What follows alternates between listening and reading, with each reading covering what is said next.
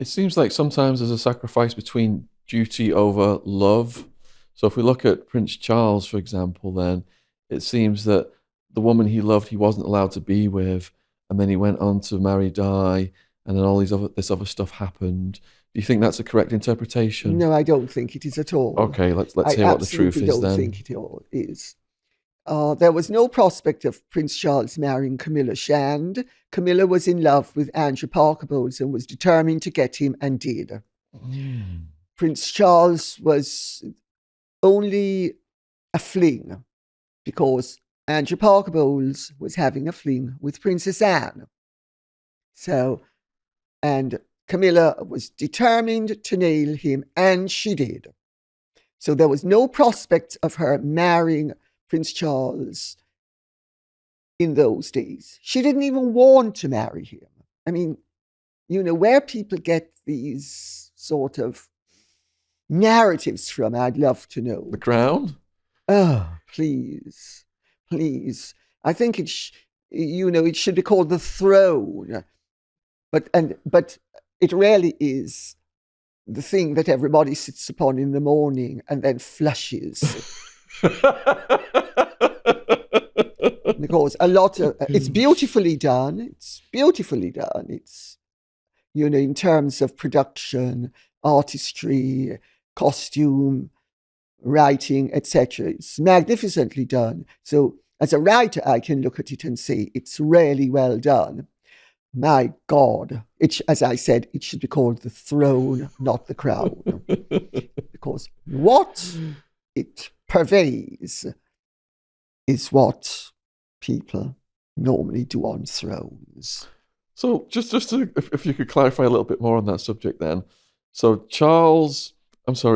Camilla wasn't in love with Charles, but Charles was trying to woo Camilla back then. Is that? Oh, is no, that they had a fling. They had a fling. They had a Okay. fling, but it was just a fling. And he was, he was upset that, as one is, but then you move on, and he moved on. And there were several girls he wanted to marry thereafter. But, I had friends who could have married Prince Charles or other members of the royal family. Because, we're all contemporaries. And I remember I was very friendly with a certain girl who one of the princes wanted to marry. And she said, I'd sooner die than marry into the royal family. She said, all that ribbon cutting, God forbid. And, another friend of mine who is a princess who was mooted as a bride for Charles, she made sure she ran off with someone to prevent the marriage. And Anna Wallis did the same thing. Anna Wallis, to make sure that Charles wouldn't revisit the situation, married Johnny Hesketh. So, well-bred girls, unless they were very ambitious and unless they liked the attention, which Diana did, they did not want the role. And they didn't get the role. So I've forgotten the rest of the question. Okay, so if Charles and Camilla's relationship was as tenuous as you described back then, how did it rekindle into what it has become today? Oh, okay. Well, they had genuine affection between each other. And Charles was having grave difficulty finding somebody who would accept him. Because, there are a host of girls, as I just said, who he wanted to marry and he mooted the idea of marriage with, and they fled in the opposite direction. So he and Camilla then, because her marriage had not worked out exactly the way she hoped, because Andrew Parker Bowles was very dashing and a great swordsman. And he knew how to duel brilliantly and often. And of course, this caused her a great degree of misery. And she and Charles rekindled their romance. But he also had other amitié amoureuses, because he had Dale Tryon, Lady Tryon, who again was somebody I knew slightly. And so, it wasn't anything serious. And in those days, it's not like now. We live in a very puritanical age where, I keep on hearing young people say, oh, I'm going out with somebody, and if they look at somebody or kiss somebody or God forbid they should do naughties with somebody, that's the end of it. I mean, in my day, my dear, until the wedding ring was firmly on your finger, you were definitely not putting yourself on the shelf. And people used to dabble. I mean, that was the done thing in those days. And if you didn't, really, it usually was because nobody wanted to dance with you. Let's put it that way. So that was the second time around. Then he met Diana. And she actually was the initiator of the whole thing. And she knew what he would like because he'd been out with her sister Sarah. And she pressed his buttons brilliantly. And I actually used to laugh with friends of mine and say, oh, no, you're going about it all wrong. If you want to marry the guy, take a leaf out of Diana Spencer Wales's book. The way to do it is pretend to love everything. And, oh, I think you're so wonderful. I just love Balmoral. Balmoral is the most wonderful place on earth. And as soon as the wedding ring is on the finger, Balmoral? Are you crazy? You think I'm going up to that godforsaken place? I mean, really? But she shouldn't have done it because it disillusioned him, because he thought he was marrying a sweet, obliging, lovely girl.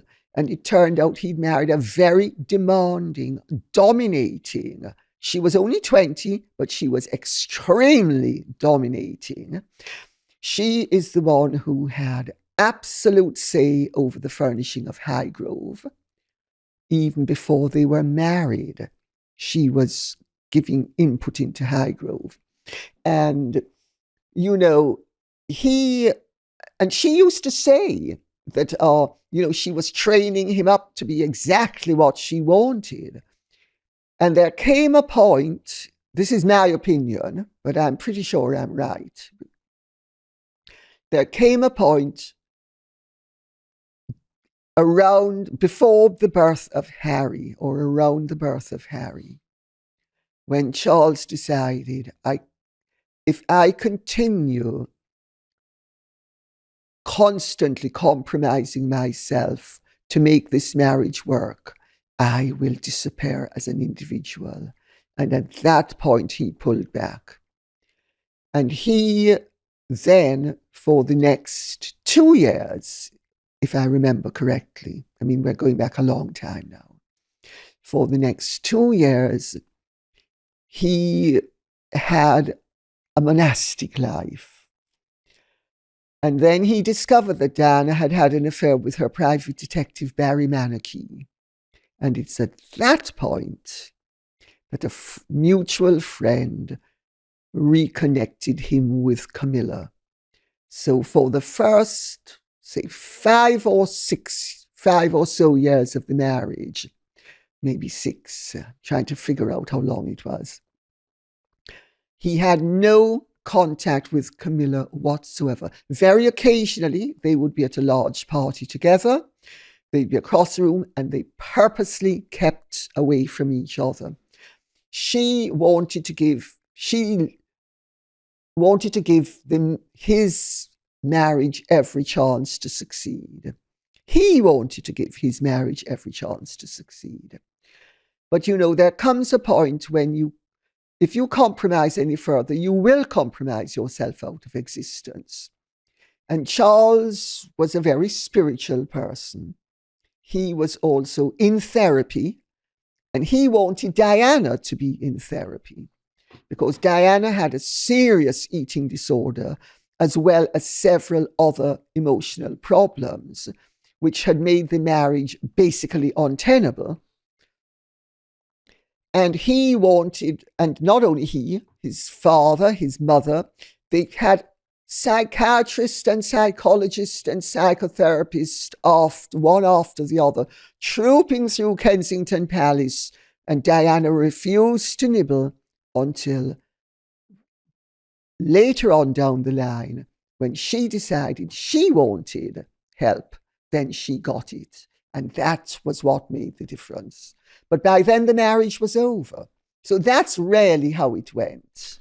The Crown certainly didn't show that. So thank you for setting the record Well, of course straight. it wasn't going to. Peter Morgan is very Republican, and their advisor, Robert Lacey, has been anything but what I would regard as consistent, because in his latest book, Brothers at War, in the hardcover version, he has that pink is pink.